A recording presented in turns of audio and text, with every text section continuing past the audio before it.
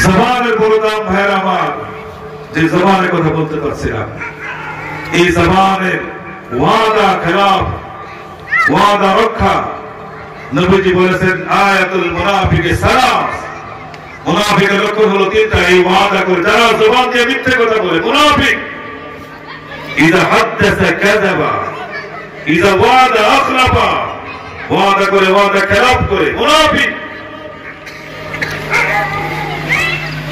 ও মুসলমান বন্ধুরা আমার, আমি আমার কথা এই ঘটনা বলে শেষ করে দেব ইনশাআল্লাহ। মুসলমান কোন সময় ওয়াদা খেলাফ করতে পারে না। খুব ভালো করে শুনেন, চমৎকার একটা ঘটনা ভাইরা আমার। কিসসাতুল আহাদিস কিতাবের নাম 108 নাম্বার পৃষ্ঠায় মুসান্নিফ এই ঘটনা উল্লেখ করেছেন। স্পেনের আমির আব্দুর রহমান, তখন তিনি স্পেন দেশের আমির ছিলেন, স্পেনের কৌরবার সর্দার ছিলেন, একজন আরবের শায়েখ, যিনি অনেক ধনী ছিলেন, ধন সম্পদ অনেক ছিল, অনেক ধনী, ধন সম্পদ টাকা পয়সা অনেক ছিল। ওনার একমাত্র একটা সন্তান ছিল, রাজকীয় হালে তিনি চলতেন। একজন আরবের শায়েখ, তিনি কর্ডোবায় গিয়ে এই বাড়ি করে, বাসা করে, বিশাল শাহী খানা নির্মাণ করে সেখানে তিনি বসবাস করতেন। তার বাসার সামনে সুন্দর একটা বাগান তৈরি করেছেন। হঠাৎ করে আরবের এই শায়েখ তিনি এই বাগানের ভিতর ঘোরাঘুরি করতেছেন। আরবের শায়েখ তিনি বাগানের ভিতর ঘোরাঘুরি করেন। হঠাৎ করে একজন যুবক কোথ থেকে দৌড়ে এসে বাগানের গেটের ভিতর দিয়ে ভিতরে ঢুকলো।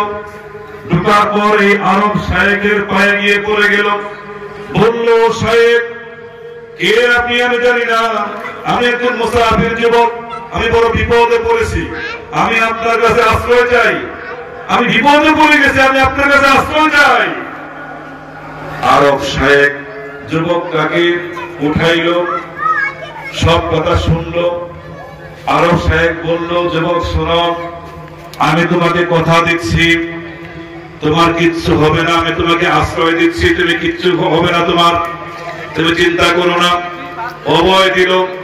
ইতিমধ্যে কিছু লোক পিছন দিক দিয়া দৌড়ায় আসতেছে যুবককে ধরার জন্য। দূর থেকে যুবক এই দৃশ্য দেখতে পেল। আরব শায়েখকে বলল, ওই যে কিছু যুবক আসতেছে আমাকে ধরার জন্য, মেহেরবানি করে আপনি আমাকে আশ্রয় দেন। শায়েখ বলল, আরব শায়েখ বলল, আমি তোমাকে আশ্রয় দিচ্ছি, তুমি কোনো চিন্তা করো না, তোমার কোনো ক্ষতি হবে না, আমি বেঁচে থাকতে তোমার কোনো ক্ষতি হতে দিব না। আরব শায়েখ যুবকটাকে তার নিজের বাড়িতে নিয়ে গেল। বিশাল বাড়ি তার, ছোট্ট একটা কামরা। সেই কামরার তালাটা খুলে যুবককে ঘরের ভিতর ঢুকায়া বাহির দিয়ে তিনি তালা মেরে দিলেন। চাবি নিয়ে তিনি আবার বাগানে আসলেন। এসে আস্তে আস্তে যুবকগুলো সবাই চলে আসলো ওই বাগানের ভিতর। এসে যুবকেরা বলল, সর্দার সর্বনাশ হয়ে গেছে। বলে, কি হয়েছে? বলে, কিছুক্ষণ আগে আপনার একমাত্র সন্তান রাস্তায় একটা বখাটে যুবক ছেলের সঙ্গে ঝগড়ায় লিপ্ত হয়েছিল। ওই যুবক ছেলেটা আপনার সন্তানকে রাগান্বিত অবস্থায় পাথর নিক্ষেপ করেছে। মাথায় পাথর লেগে মুহূর্তের মধ্যে আপনার সন্তান মারা গেছে। আপনার সন্তান মারা গেছে। পিছনে কয়েকজন যুবক এই লাশ নিয়ে বাগানে এসে হাজির। এই দৃশ্য দেখে আরবের শায়েখ, একমাত্র সন্তান তার এটা, বাবা সন্তানকে কম ভালোবাসে না বেশি ভালোবাসে? জোরে বলেন। বড় দুঃখ এবং পরিতাপের বিষয় হলো, যেই বাবা মা সন্তানদেরকে জীবনের চাইতে বেশি ভালোবেসে কত দুঃখ কষ্ট সয়ে সন্তানগুলোকে আস্তে আস্তে তিল তিল করে বড় করে তোলে, কিন্তু জামানা এমন খারাপ হয়ে গেছে, সেই সন্তানগুলো বাবার উপর আক্রমণ করে, মার উপর আক্রমণ করে, পরিস্থিতি এত ভয়ানক হয়েছে। আজকের ঘটনা, সন্তান তার মাকে হত্যা করে ফ্রিজে তার লাশ রেখে দিয়েছে। ঠিক কিনা ধরে বলেন? ফেসবুক দেখেন, খবর আছে আপনাদের। বাবা মার প্রতি যত্নবান হও। যদি বাবা মার সঙ্গে নাফরমানি করো, পরিষ্কার কপালে লিখে নাও, জীবনে কোনোদিন সুখের সন্ধান তুমি পাবে না। টাকা পয়সা অনেক হতে পারে, সুখের সন্ধান তুমি পাবে না। নবীজি বলেছেন, রেজা রব্বি ফি রিজাল ওয়ালিদাইন, বাবা মা খুশি, আরশের মালিক খুশি। বাবা মা নারাজ, আরশের মালিক নারাজ। সেই বাবা মার সঙ্গে সন্তানেরা নাফরমানি করতেছে, অন্যায় করতেছে, কি পরিমাণ খারাপ। অবশ্য আমার বন্ধুরা, আমার আমি আমার কথা গেলে শেষ থেকে চলে আসলাম। ভাইরা আমার, এই ঘটনা বলে আমি শেষ করে দিচ্ছি। আরব সাহেব যখন দেখলো তার একমাত্র সন্তান মারা গেছে, গুরুত্বপূর্ণ বয়ান হয়ে ভাইরা খুব কান লাগান। এবার এই সাহেব, আরব সাহেব, সে যখন তার নিজের সন্তানের লাশ দেখতে পেল, বেহুশ হয়ে জমিনে পড়ে গেল। সে হুঁশ ফিরে পাওয়ার পর সে চিন্তা করলো, তাহলে সেই যুবক যাকে আমি ঘরে আশ্রয় দিয়েছি, সেই যুবকই তাহলে আমার ছেলেকে হত্যা করেছে। ঠিক কিনা ধরে বলেন? ও মুসলমান বন্ধুরা আমার, ভালো করে শুনে নেবার কি হলো ঘটনা। এবার এই সন্তানের লাশ বাবা নিজেই লাশকে কাফন করাচ্ছেন, জানাজার নামাজ নিয়ে যাওয়া হলো। এরপরে আস্তে আস্তে দাফন কাজ শেষ হয়ে গেল। গোটা বাড়িতে পরিবারের কান্নার রোল পড়ে গেল। সবাই কাঁদতেছে, সবাই কাঁদতেছে।